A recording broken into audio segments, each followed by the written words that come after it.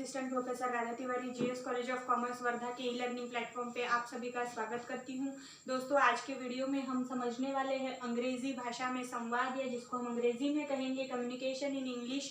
तो communication in English में जब हमें कम्युनिकेशन इन इंग्लिश के बारे में जब यहाँ पे हमने पढ़ना है या समझना है, तो आज के दौर में अगर हमें किसी भी कॉर्पोरेट सेक्टर में हो या किसी भी स्पर्धात्मक युग की अगर बात करें, तो उस स्पर्धा के क्षेत्र में अगर आपको सरवाइव करना है, वहाँ पे आपको अपना एक विशेष अस्तित्व बनाए रखना है, तो आपको अंग्रेजी का ज्ञान होना बहुत ज़रूरी माना गया है। अगर राष्ट्रीय कंपनियां हैं, हमारे भारत की कंपनियां हो या मल्टीनेशनल्स कंपनी, या जिसको हम बहुराष्ट्रीय कंपनियां कहते हैं, बहुराष्ट्रीय प्रमंडल कहते हैं, तो इस स्तर पे तो हमें अंग्रेजी के अलावा दूसरा कोई भी अल्टरनेटिव नज़र नहीं आता। जैसे जैसे विदेशी भाषा ये अंग्रेजी जो है, ये अंग्रेज़ों ने जब हमारे भारत पे शासन किया, तो उस शासन काल में उनके शासन के साथ साथ उनकी भाषा भी यहाँ पे कहीं ना कहीं लोगों के मध्य आई, लोगों ने उस भाषा को समझा, और उसके बाद आज का दौर तो प्योर इंग्लिश पे निर्भर करता है। जैसे अभी मेरे बोलने में मैं पूर्ण रूप से अंग्रेजी में बात कर रही हूँ क्या? नहीं, लेकिन प्योर शब्द मैंने यूज़ किया, तो कहीं ना कहीं पढ़ा लिखा हो, अनपढ़ हो, समझे ना समझे, ऐसे कई जगहों पर हम अंग्रेजी शब्दों का जाने अनजाने में प्रयोग कर जाते हैं। भले ही हम बासाफ्ता एकदम क्लियर ना बोल पाते हो, लेकिन कहीं ना कहीं अंग्रेजी शब्दों का प्रयोग करते हैं। इसीलिए अंग्रेजी आज हम सभी के जीवन में एक महत्वपूर्ण स्थान बना चुकी है, जगह बना चुकी है, ऐसा हम बोल सकते हैं। तो इसीलिए अंग्रेजी भाषा में संवाद, आपको अगर आपकी स्किल्स को प्रेजेंट करना है, कौशल को प्रस्तुत करना है, तो उसके लिए आपको अंग्रेजी आना जरूरी है। अगर आपको अपनी एक यूनिक पहचान, यूनिक आइडेंटिटी बनानी है, तो आपको अंग्रेजी आना जरूरी है। अगर आपको चार लोगों के बीच में अपनी अभिव्यक्ति व्यक्त करना है, तो आज के दौर में आपको अंग्रेजी आना जरूरी है। अगर आपको किसी नौकरी के लिए इंटरव्यू देने जाना है, तो आपको अंग्रेजी आना जरूरी है। इसीलिए आज संपूर्ण रूप से अंग्रेजी छात्रगणों के लिए महत्वपूर्ण माना गया है। इसीलिए कौशल विकास में आपको अंग्रेजी भाषा में संवाद एक घटक यहाँ पे दिया हुआ है। तो अंग्रेजी भाषा में संवाद के बाद हम क्यों संवाद करना है, ये देखने के बाद देखेंगे कि अंग्रेजी संवाद या कौशल को प्रभावी बनाने के तत्व क्या है। अगर आप सीखना चाहते हो इंग्लिश को, अंग्रेजी को, तो आप उसे कैसे सीख सकते हो, या किन तत्वों को आपको अपने अंदर लेना पड़ेगा, तो आप फ्लुएंट इंग्लिश में कम्युनिकेट कर पाओगे, इसको आज हम यहाँ पे पढ़ेंगे।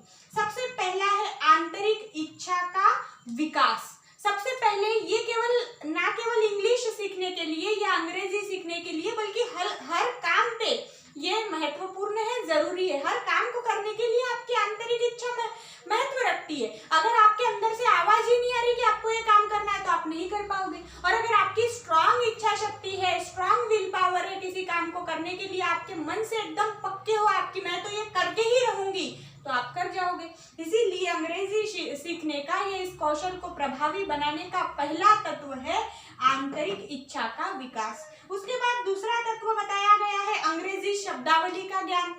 बिल्कुल सही है, हम हिंदी में भी बात करते हैं तो शब्द प्रयोग तो करते ही है ना। जैसे मैं यहाँ पे बता रही हूँ कि ये सब क्या है, ये शब्द है। शब्दों का आधार लेकर ही हम अपने विचार व्यक्त करते हैं। तो अगर आपको अंग्रेजी में शब्द रखने हैं या अपने विचार व्यक्त करने हैं, तो अंग्रेजी में विचार व्यक्त करने के लिए उस पर्टिकुलर चीज को इंग्लिश में क्या कहते हैं, इसका आपको ज्ञान होना चाहिए, जिसे अंग्रेजी शब्दावली, या जिसको हम इंग्लिश में इंग्लिश वोकैब्स कहते हैं, इंग्लिश वोकैबुलरी कहते हैं, उसका आपको ज्ञान होना चाहिए। नहीं तो आपको अगर कुछ बोलना है, आपके मन से एक बहुत अच्छी आपके पास हिंदी में कंसेप्ट है, लेकिन भैया आप वो इंग्लिश में प्रेजेंट क्यों नहीं कर पाते हो? क्योंकि आपके पास वोकैबुलरी नहीं है, आपके पास शब्दावली नहीं है, इसीलिए। नहीं तो आप भी एकदम फाड़ इंग्लिश बोल सकते हो। बस जरूरी है आपको शब्दावली की, कि किस चीज को क्या कहते हैं और उसको किस समय पे कैसे प्रस्तुत करते हैं, इसका आपको ज्ञान होना चाहिए। उसके बाद तीसरा तत्व बताया गया है वाक्य रचना और व्याकरण का ज्ञान। अब जैसे मैंने कहा कि शब्दावली होनी चाहिए, फिर शब्दावली आपके पास आ गई तो उस शब्दावली को कब किस काल में कैसे प्रस्तुत करना है। अगर भूतकाल है तो कैसे प्रस्तुत करेंगे, अगर वर्तमान काल है तो कैसे प्रस्तुत करेंगे, और भविष्य काल है तो उस शब्द को कैसे उपयोग में लाएंगे, इसके लिए व्याकरण बनाया गया है। तो व्याकरण और वाक्य रचना का भी आपको ज्ञान होना चाहिए, यह तत्व है ये कि ये हमें पता होनी चाहिए। उसके बाद है वाचन लेखन एवं भाषण। अब कोई भी बात अगर हम करते हैं तो जैसे अगर हिंदी भी अगर मैं चाहूँ कि मुझे हिंदी बहुत अच्छी बोलते आनी चाहिए तो उसके लिए मुझे नए नए शब्द हिंदी के भी सीखने पड़ते हैं, नई नई जो लेख आते हैं वो हिंदी में पढ़ने पड़ते हैं। और जैसे मैं अभी आपके लिए यहाँ पे भाषण दे रही हूँ तो ऐसा भाष्य भी करना पड़ता है। तो हम अगर हमारी मातृभाषा के लिए ये चीज अप्लाई करते हैं, प्रयोग में लाते हैं, तो अंग्रेजी में भी हमें सेम करना पड़ेगा। वाचन लेखन एवं भाषण बेहद जरूरी माना गया है। इसके लिए आजकल जो हमारा ये सोशल मीडिया है ये आपको बहुत उपयुक्त ठहर सकता है, क्योंकि आप ऐसे कुछ ऐप ले सकते हो।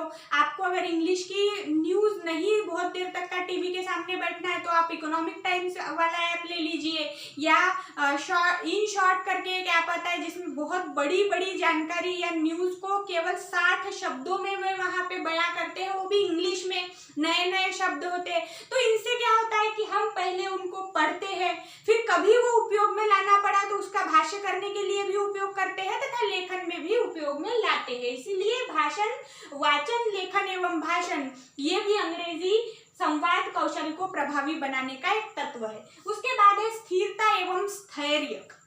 अब स्थिरता एवं स्थैर्य कैसे, तो किसी भी नई चीज को हम जब करने की शुरुआत करते हैं तो ये कोई गुड़िया का खेल नहीं कि हमने आज ही सीखा और बस उसमें आगे आगे आगे आगे खेल बढ़ाते गए।